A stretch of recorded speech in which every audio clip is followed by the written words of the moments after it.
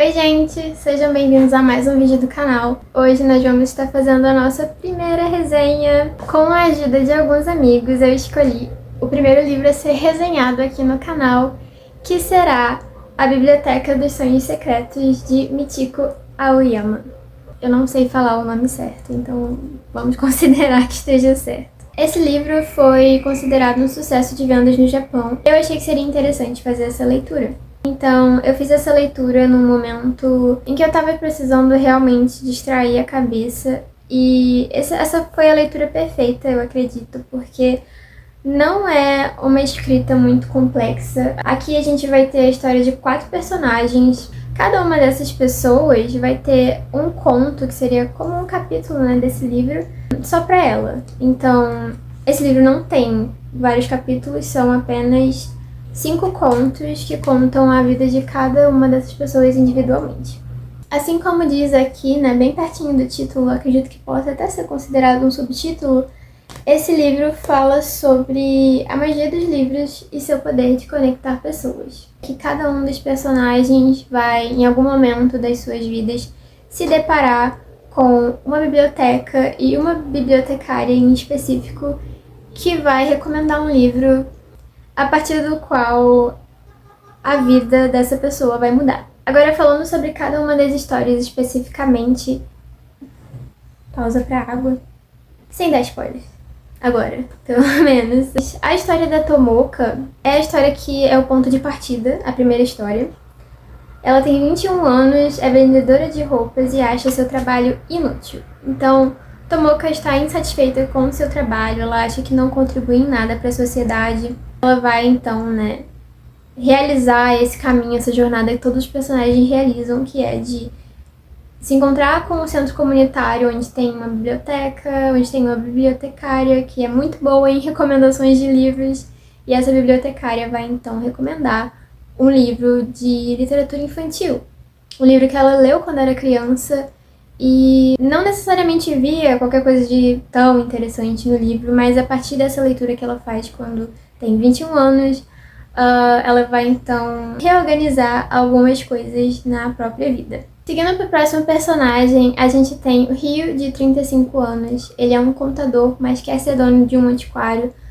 Tudo isso que eu tô falando tá basicamente escrito nessa parte aqui, então não é spoiler. Então ele vai se deparar com essa questão de querer mudar de trabalho. A Natsumi, de 40 anos, vê a sua carreira estagnar depois de se tornar mãe. Então é uma personagem que vai se deparar com essa questão do conflito entre se tornar mãe e ter uma carreira estável, uma carreira que você ama, e como pode ser difícil conciliar as duas coisas. O Hiroya, de 30 anos, tem dificuldade de encontrar seu lugar no mundo. Acontece que ele é um artista. Ele tem muita dificuldade de encontrar emprego e encontrar algum lugar em que ele se encaixe, então ele acaba se vendo desempregado.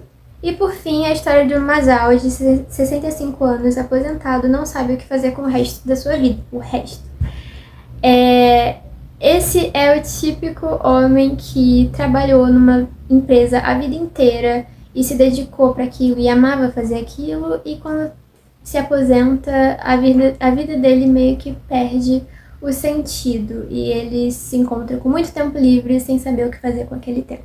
Então, pensando sobre como eu me senti ao longo dessa leitura e as reflexões que o livro me trouxe, é interessante como todas as histórias aqui se relacionam com o fato de que, às vezes, a gente dá um significado muito grande para o nosso trabalho e deixa que ele defina a nossa vida. Então, a gente se define a partir dos nossos trabalhos, das nossas profissões. Sempre que a gente conhece alguém novo, você logo pergunta, o que você faz, né? E a pessoa responde, eu sou, sei lá, professor, eu sou contador, eu sou, sei lá, engenheiro. Então as pessoas têm essa mania, né, nessa sociedade capitalista que a gente vive, e a gente se define a partir do trabalho. Mas a questão é, a gente não pode firmar a nossa identidade nesse trabalho. Tá tudo bem você chegar pra alguém e falar a sua ocupação, mas tem que tomar muito cuidado para não deixar isso definir a sua vida, e isso é uma discussão muito presente aqui nesse livro. Cada personagem aqui tem a sua própria história com o seu trabalho, e vai encontrar a sua própria jornada a partir da sua própria insatisfação. A gente tem nesse livro várias ansiedades relacionadas ao mundo do trabalho. Também a gente tem a ansiedade relacionada à aposentadoria, né? É até interessante que aqui a leitura não é só uma fonte de conforto.